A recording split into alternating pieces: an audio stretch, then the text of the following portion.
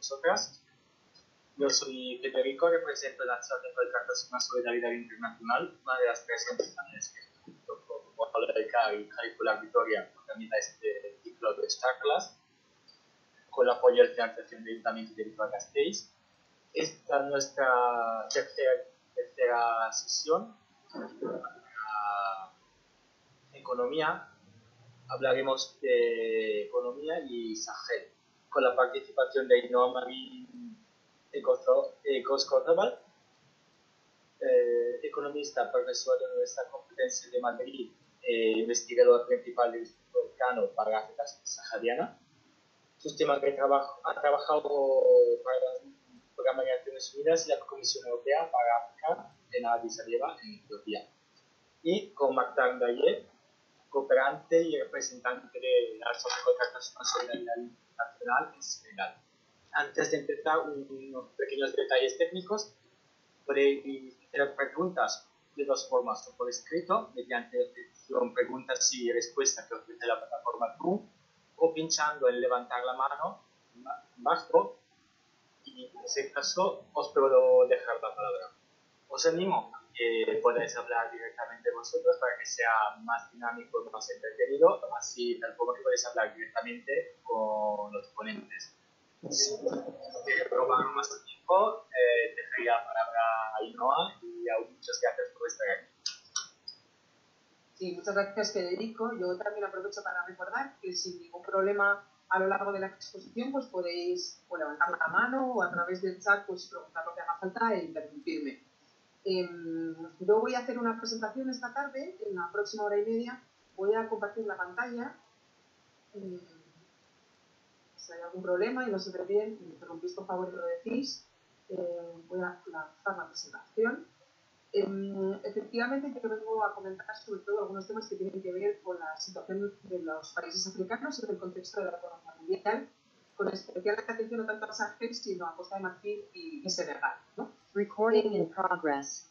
Bueno, como he distribuido la sesión esta tarde, es en estas 4 partes, ¿no? La primera tiene que ver con una introducción para, bueno, pues empezar con una idea que yo creo que todo el mundo ya más o menos puede intuir, pero que creo que siempre conviene afianzar, que tiene que ver con la heterogeneidad del continente.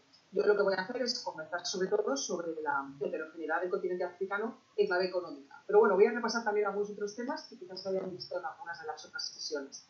En segundo lugar, me gustaría, como tenéis ahí, bueno, pues comentar evidentemente cómo es la situación actual con los temas económicos y la pandemia, cuáles son las previsiones y también, y creo muy importante entender de dónde venimos. Es decir, venimos de una situación en la que el continente africano en general o los países africanos estaban en crisis, estaban en recesión, estaban en aceleración, era una época de bonanza económica, no lo era. Entonces, creo que es importante entender qué efectos ha tenido el COVID y de qué manera ha impactado sobre los países africanos, pero creo que también es muy interesante saber de qué ciclo anterior veníamos y también, por supuesto, las previsiones que hay en este momento encima de la mesa respecto al COVID, que ya os adelanto que son de recuperación económica. Luego hay un tercer tema muy importante en el ámbito económico que tiene que ver con lo que ha pasado, ya sucedió en el año 2018, pero este año ha arrancado de una manera más operativa, que es el área de libre comercio continental africano. El área de libre comercio continental africano es un proyecto tremendamente ambicioso que, como digo, se ha puesto en marcha operativamente este año y que creo que merece mucho la pena que estemos un rato explicando qué es, a qué se refiere y cuáles son sus ambiciones.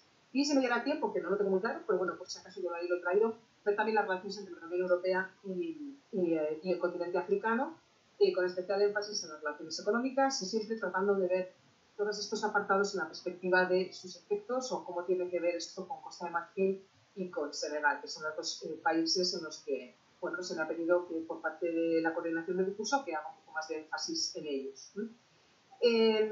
Vamos con la idea de heterogeneidad. Seguramente habéis visto ya este mapa, ¿no? Yo creo que este mapa del continente africano es importante, porque tenemos cierta tendencia, cuando vemos un mapa mundi y estamos en Europa y miramos al sur, nos imaginamos como África algo pues, de un tamaño parecido quizá a Europa, ¿no? Y nada más lejos de la realidad. Si os estáis dando cuenta aquí, este dibujo pues, superpone diferentes países sobre lo que sería la extensión geográfica del continente africano y como vemos en la parte izquierda, Si estáis mirando ahí, vemos que cabe China, cabe la India, cabe Estados Unidos y cabe completamente la Unión Europea, ¿no? Es decir, que estamos hablando de un continente inmenso. Y al ser un continente inmenso, podemos entender que nos vamos a encontrar seguro sí o sí una enorme heterogeneidad. Respecto al número de países, pues como sabemos en el continente africano hay muchos países, 54/55. Esto siempre es curioso, ¿no? Porque o tenemos 55 o tenemos 54 países. Pues depende de dónde estemos. Si estuviéramos dando esta clase, por ejemplo, en Marruecos, pues tendríamos probablemente que decir que son 54 los países del continente africano. Pero la realidad es que, en realidad, la Unión Africana, que es una entidad, una organización, podríamos decir, supranacional que hay en el continente, la Unión Africana tiene 55 países miembros. Como seguramente alguno o alguna ya están pensando, lo que tenemos ahí es el reconocimiento o no del Sáhara, de la República del Sáhara como país, lo que hace que oscilemos entre los 54 y los 55 países. Si nos referimos a los miembros de la Unión Africana, sí o sí son 55 países, si esto es así, ¿no?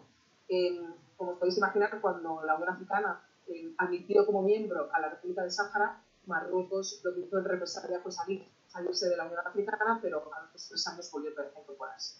Otro tema que es un tema recurrente en casi todas las charlas que hay sobre el continente africano y que creo que es un tema que es absolutamente clave y fundamental, no solo en términos de economía, sino para muchos otros temas que tienen que ver con África, es el tema de la población.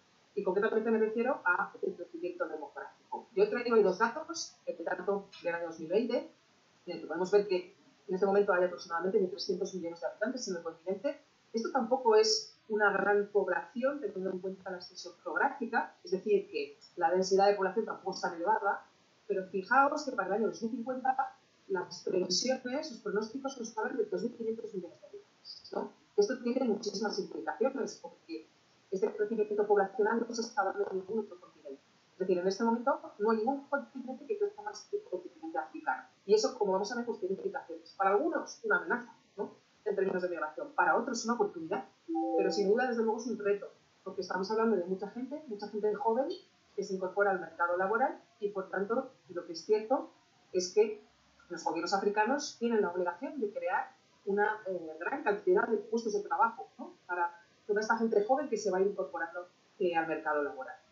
En términos de población, bueno, pues tenemos también grandes diferencias entre unos países y otros. Yo os he puesto, por ejemplo, la población de Nigeria, que probablemente ya alguno conocía, de más de 200 millones de habitantes, es el país más poblado del continente africano. Tenemos países que han pasado en 10-15 años, como es el caso de Etiopía, de 60 a 115 millones. Tenemos Costa de Marfil y Senegal, que son países de un tamaño medio.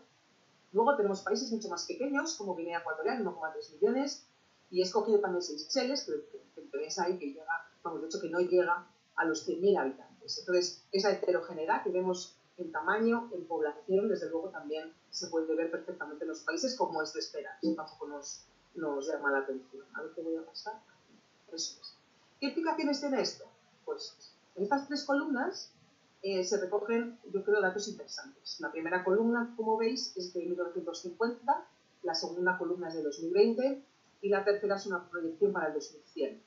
En estas columnas están recogidos los 10 países de más población, es decir, los 10 países más poblados. Entonces, en el año actual, podríamos decir, lo que tenemos es únicamente un país africano, que es Nigeria, que se cuela en el top 10 de las economías o de los países más poblados del mundo. Pero si nos vamos a las proyecciones de 2100, os daréis cuenta que ahí tenemos 5 países africanos. Es decir, Nigeria, desde luego, sube muchas posiciones en el ranking de países más poblados, pero es que nos aparece la República Democrática del Congo, Etiopía, Tanzania y Egipto como países más poblados del mundo. Esto vemos, por tanto, que va a cambiar claramente. Esto es una cosa, es un ranking, tampoco tiene más importancia, pero nos va a dar muchos efectos sobre muchas otras variables. Por ejemplo, sobre las ciudades. A mí me gusta mucho este mapa porque nos permite ver de una manera muy clara la evolución del fenómeno de la urbanización y del crecimiento de las ciudades en el continente africano. Esta es una primera fase, es decir, tenemos el número de ciudades aproximadamente en el año 2015. Estáis viendo ahí unos puntos azules de colores y los puntos que son más gordos, bueno, son las super mega ciudades africanas más o menos en este momento, que son las que tienen más de 10 millones de habitantes. Tenemos el Congo Kinshasa, tenemos Lagos y tenemos el Cairo, ¿no? Vemos también que hay algunas ciudades de más de 5 millones de habitantes, pues son estas 6, y efectivamente pues un número alto que son 54, que son todos estos puntitos que no aparecen en el mapa reflejado, pero que son ciudades de un tamaño, bueno, relativamente importante, de más de 1 millón. Lo interesante es ver qué va a pasar en el futuro. Entonces, la proyección, por ejemplo, que hace McKinsey para el año 2030, pues nos da un mapa con este aspecto. Un mapa en el que vemos que va a haber, desde luego, 5 super megaciudades en el continente africano, es decir, de 3 pasamos a 5, que son las que tienen más de 10 millones de habitantes, que es una barbaridad. Entre ellas, las 2 capitales de los países que, como decía, tienen más interés esta tarde, que son la capital de Costa de Marfil, que es Abidjan, y también la capital de Senegal, que es Dakar. Entonces, tenemos, por supuesto, otras megaciudades, pero estas 2 capitales serían capitales superpobladas. En lugar de 6 que teníamos antes, pasaríamos a tener 17 ciudades de más de 5 millones de habitantes y fijaos de casi 90 de más de 1 millón, ¿no? Esto tiene unas implicaciones en muchísimos ámbitos.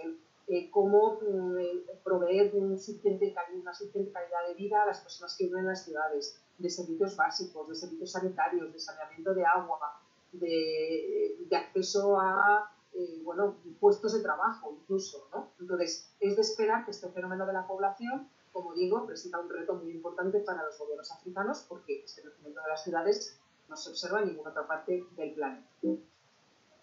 Por otro lado, lo que tenemos también, esta heterogeneidad, la vemos ya más en el ámbito económico, en otro mapa que se suele también utilizar para explicar la diversidad productiva que hay en el continente africano. Esto no es exactamente 100% cierto porque los países que tenéis aquí, que, bueno, pues, productores de café, de té, de diamantes, etcétera, también producen otras cosas, pero sí que es verdad que lo que nos vamos a encontrar en muchos casos en los países africanos es una producción muy centrada en pocos productos.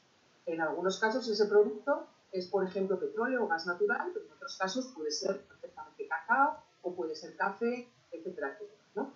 ¿De qué o de dónde viene esto? Pues esto viene lógicamente de la época colonial.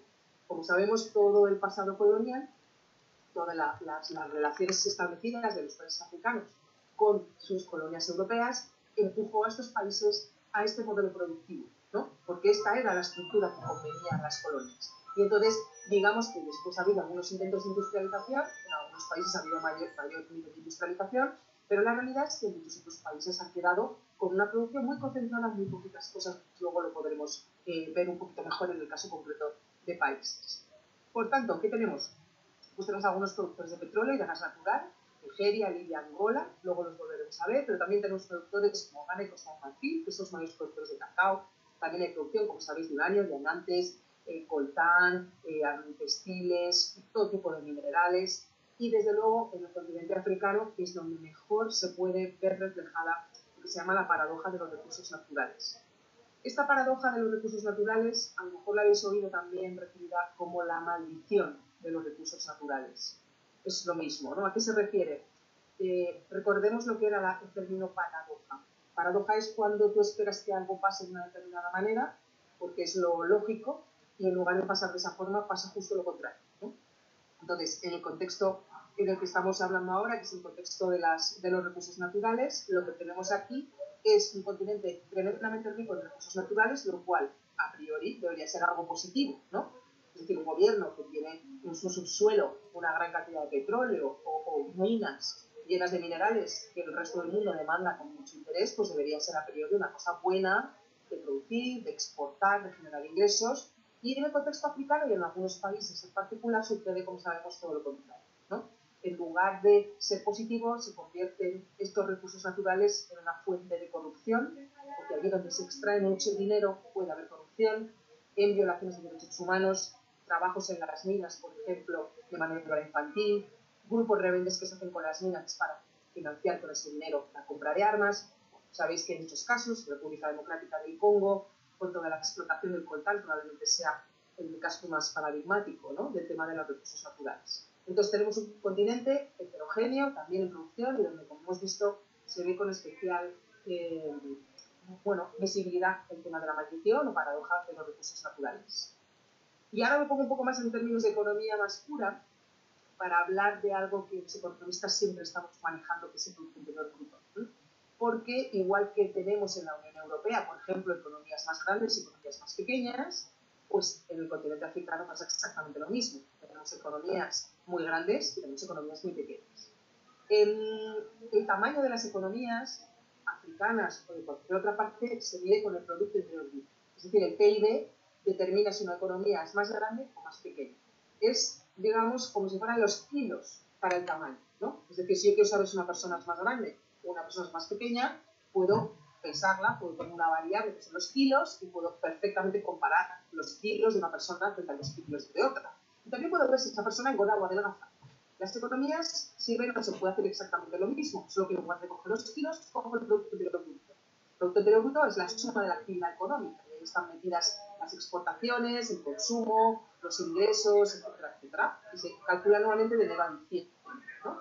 Entonces, yo puedo calcular perfectamente el tamaño de la economía, la actividad económica que genera un país de enero a diciembre, y eso lo hago para todas las demás, y así hago un ranking.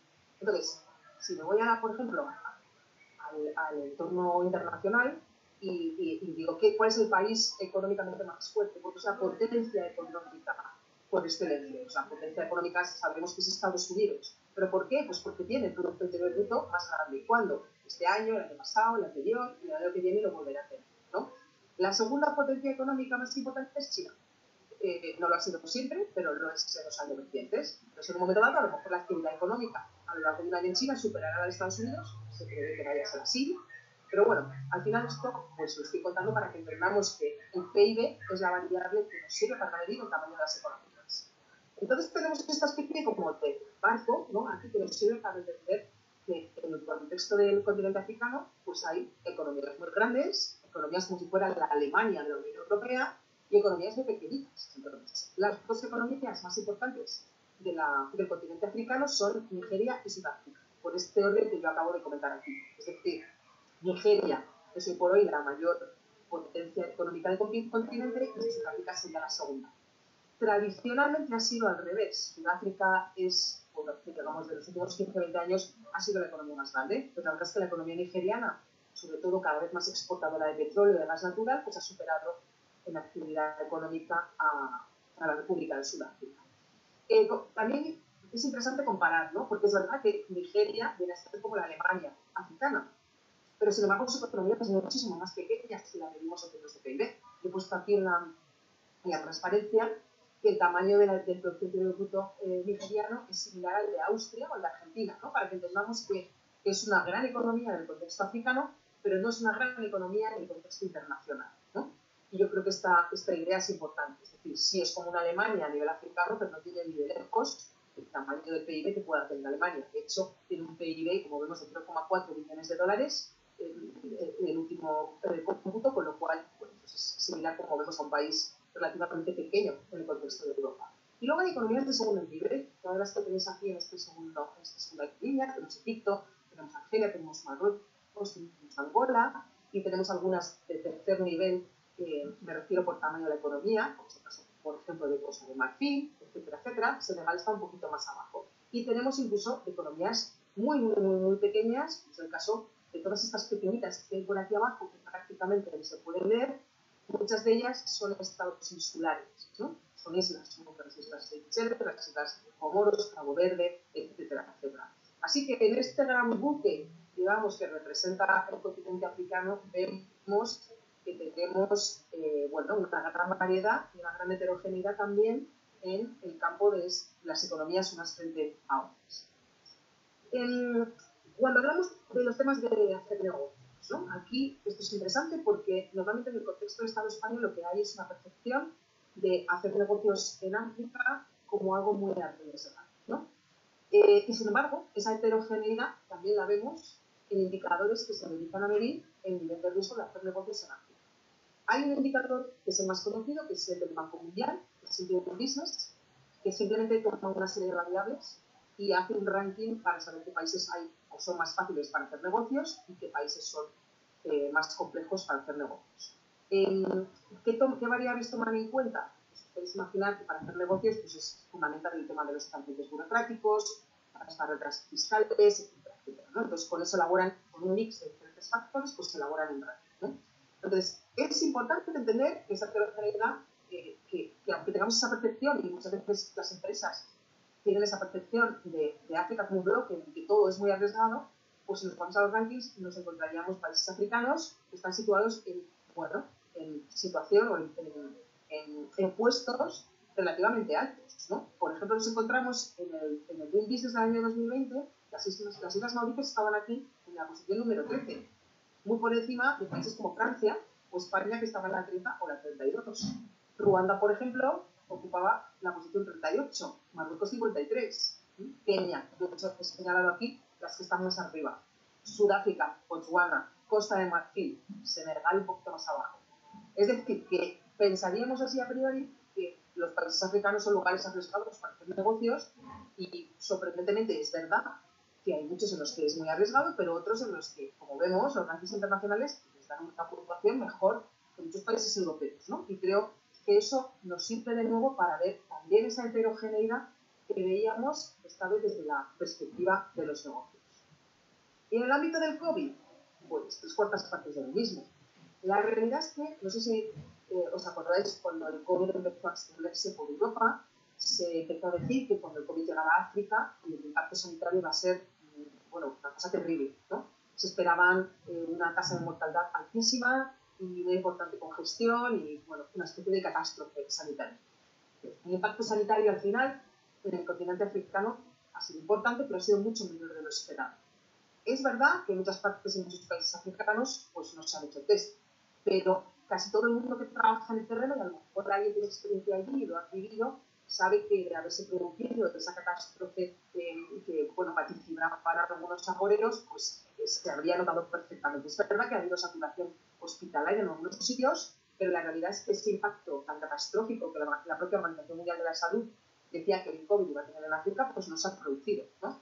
Sí, es cierto que están teniendo sus oleadas, están en este momento en la tercera oleada, y que el impacto está siendo heterogéneo, que hay países muy afectados, como Sudáfrica o el caso de Marruecos, que son los que siempre tienen más casos contabilizados desde prácticamente el inicio de la pandemia, pero bueno, la realidad es que el impacto, no se sabe muy bien por qué, pues ha sido menor.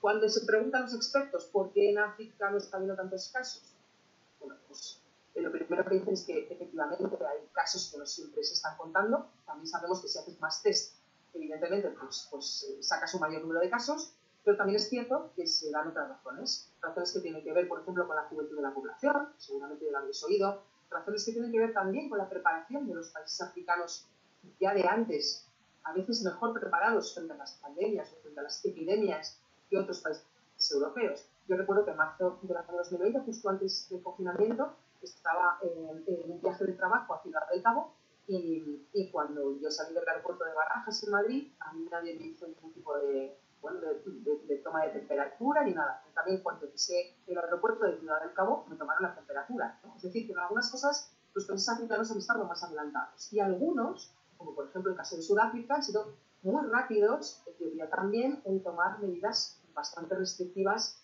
de la actividad económica. Otros no, y en el caso contrario, pues en otro el lado de las posibilidades, pues negó la existencia de la epidemia, ¿no? En este momento, respecto al COVID, seguramente habréis oído que la clave está en que el número de la tasa de vacunación es muy baja, pero también es heterogénea. Es decir, tenemos países con niveles muy altos de vacunación, fundamentalmente los países isleños que más viven del turismo, y países, como es el caso, por ejemplo, de Costa de Marfil, Senegal y otros, con una tasa de vacunación que no llega o apenas cubre el 5% de la población, ¿no? Los temas, desde luego, que se están comentando pasan por que en 2022 puede haber un inicio de fabricación de la vacuna en el continente y eso, desde luego, va a ser muy importante para determinar también el ritmo de crecimiento de la actividad económica, porque si llegan nuevas oleadas y la gente no está vacunada o están menos vacunados, se volverán a decretar medidas restrictivas, la gente tendrá que volver a quedarse en sus casas, se volverá a paralizar la vida económica y las personas, por ejemplo, que viven del día a día, de vender cosas en la calle, pues volverían a tener una caída fuerte de los ingresos, ¿no? Entonces, el tema de la fabricación de la vacuna en el continente es una variable importantísima para, bueno, llegar a saber cómo va a ser el devenir de la economía del continente el año que viene, ¿no? Aunque parece que hay perspectivas, como digo, positivas de que se pueda empezar a hacer la vacuna empezar a fabricar en algunos países. bueno, como decía antes, por favor, si hay alguna cosa que me queráis preguntar, me paráis. Y lo que pasa es que yo no veo el chat, no sé si alguien me levanta la mano, no sé, eso alguien me lo tendría que decir. Federico, me lo tendrías que decir tú porque... Claro, porque como tengo lanzada la presentación, pues el problema es que no veo el chat, ¿no? Y no me pita, o sea que... Pues, ahora mismo una persona levanta la mano. Ah, pues mira, perfecto. Dejo de compartir un momentito. Y... Vale, es Peggy Cortés, ¿no? Me parece. Sí, no, gracias a todos por este evento. Mira, yo creo que me voy a salir un poquito, pero tiene que ver con esto, y es que en algunos espacios he estado escuchando la eliminación del término subsahariano. Ah, sí. ¿Ya? Y lo pregunto porque sé que esto tiene que apunta hacia el futuro, y quisiera tú de tu perspectiva de la economía, ¿cómo ves este tema? Bueno, desde la perspectiva de la economía, Areli, no hay mucho que decir, pero tiene razón que hay un cierto movimiento de discusión sobre si no es conveniente hablar del término subsahariano, ¿no? De hecho, hace un par de semanas estuve en un contexto de un tema con ONGs, etcétera, y algunas asociaciones africanas que decían que no les parecía correcto. El problema es la alternativa, ¿no? La alternativa que han propuesto, que yo he oído, no sé si alguien la ha oído, es África subsahariana. Pero en ese tipo de debate llegamos a la conclusión de que África subsahariana es otra cosa, porque subsahariana sería la parte sur del Sáhara, ¿no? No cubriría todos los países hacia abajo. Entonces, al final es verdad que empieza cada vez más a funcionar el término de África al sur del Sáhara, ¿no? De subsahariana, África al sur del Sáhara. Para el que no está en este debate, ¿no? Y dice, bueno, ¿y por qué está mal el término de África subsahariana?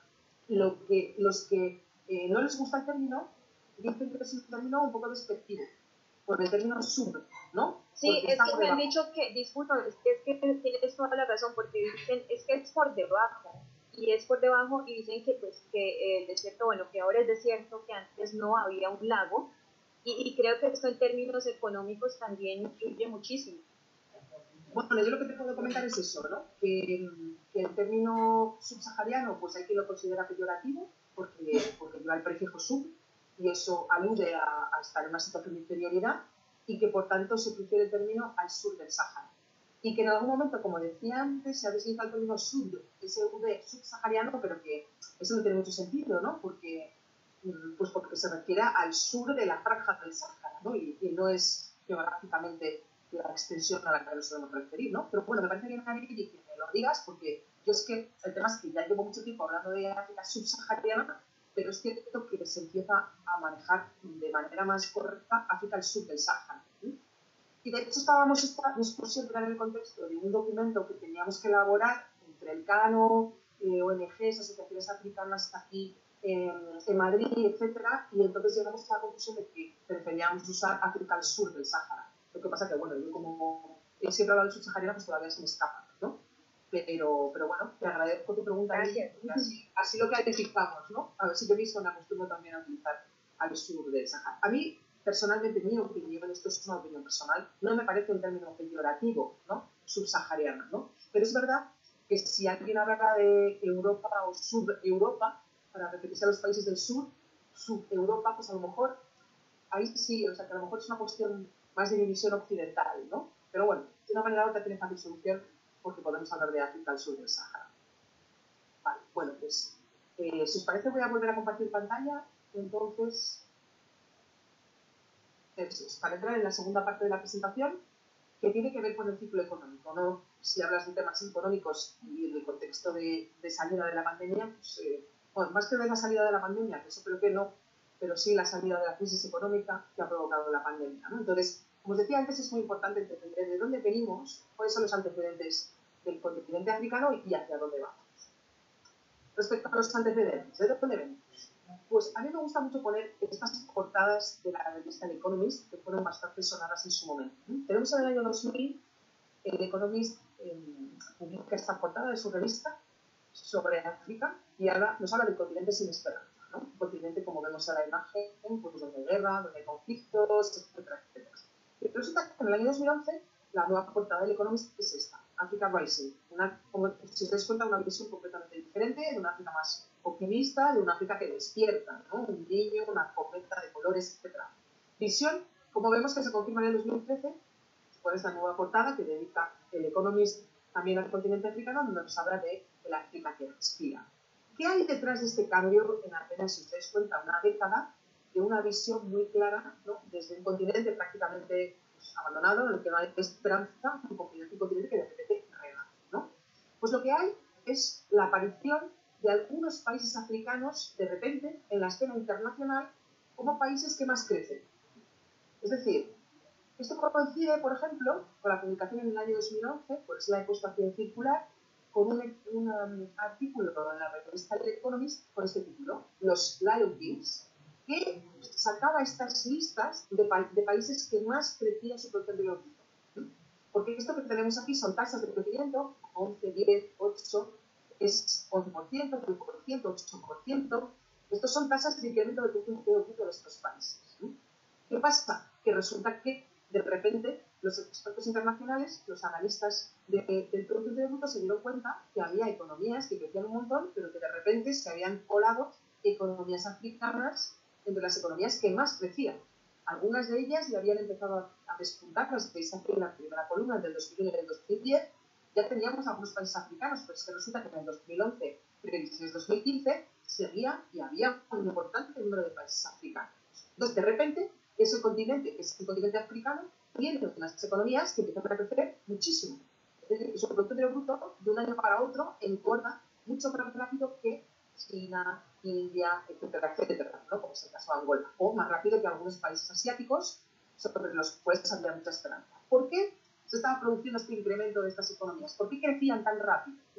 Bueno, detrás en algunos casos es verdad que había un aumento de los precios de materias primas combustibles. Es decir, si tú exportas petróleo y el petróleo está subiendo su precio, pues cuando tú contabilizas cuánto vale ese petróleo que has vendido, te sale mucho más alto si el petróleo está más alto, ¿no? Y eso, en parte, explicaba la aparición de estos leones africanos, por así decirlo. Pero detrás también había, para otros países que no eran tan exportadores de petróleo, había un índice de industrialización, había una mayor estabilidad democrática, es decir, que se percibían cambios en todo el continente.